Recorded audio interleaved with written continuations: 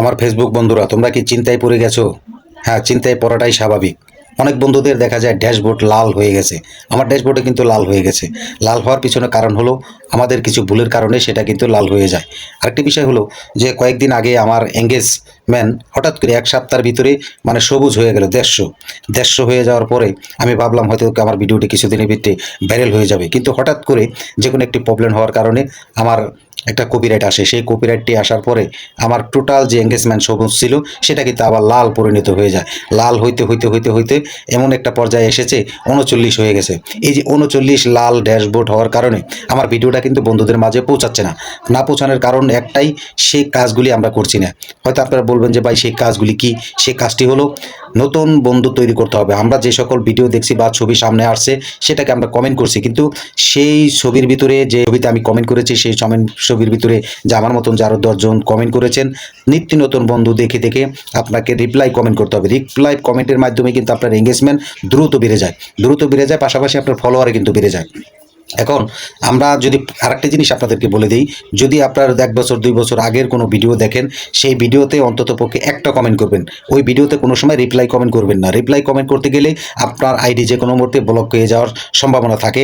তার কারণ আমরা অনেক সময় না বুঝে না শুনে আমরা দেখা গেছে সেই পুরান ভিডিওতে অনেক বন্ধুদের রিপ্লাই কমেন্ট করে থাকি। রিপ্লাই কমেন্ট করলে এই ক্ষতিগুলো হয়ে থাকে বেশি।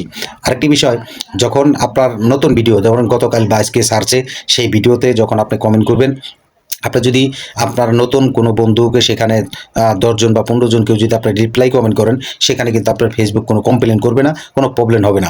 এখন দেখা যায় আমরা সেই কাজগুলি করছি না, আমরা রিপ্লাই কমেন্ট করছি না, অনেক বন্ধুদের ভিডিও দেখছি না। ভিডিও না দেখার কারণে ১ মিনিট বা ২ মিনিটের ভিডিও যদি নাই দেখতে পারি, তাহলে এই ফেসবুক প্ল্যাটফর্মে কাজ করার কোনো প্রয়োজন আছে বলে আমি মনে করি না। সবাইকে আমি বলবো, ছবি দেখেন বা আপনার ভিডিও দেখেন, অন্ততপক্ষে একটা কমেন্ট ৩টা রিপ্লাই কমেন্ট করার চেষ্টা করবেন। যখন আপনি সর্বনিম্ন ৩টা রিপ্লাই কমেন্ট করবেন, প্রতিদিন আপনি ১০টা ভিডিও দেখেন, 10টা ভিডিওতে যদি আপনি ৩টা করে রিপ্লাই কমেন্ট করেন, তাহলে আপনার ৩০টা কমেন্ট করতে হয়। এই ৩০টা কমেন্ট যখন আপনি করবেন, আপনার এঙ্গেজমেন্ট কিন্তু দ্রুত বেড়ে যাবে। আপনি যত এঙ্গেজমেন্ট বাড়াইতে পারবেন, তত আপনার ভিডিও ভাইরাল হবে।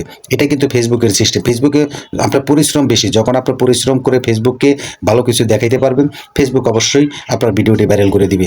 এখন দেখা গেছে আমি ভিডিও ছাড়ছি বা ছবি আপলোড দিচ্ছি, আমরা কোনো নিত্য নতুন বন্ধু তৈরি করছি না। বন্ধু তৈরি না করার কারণে আমাদের ভিডিওগুলি কিন্তু বন্ধুদের মাঝে পৌঁছাচ্ছে না।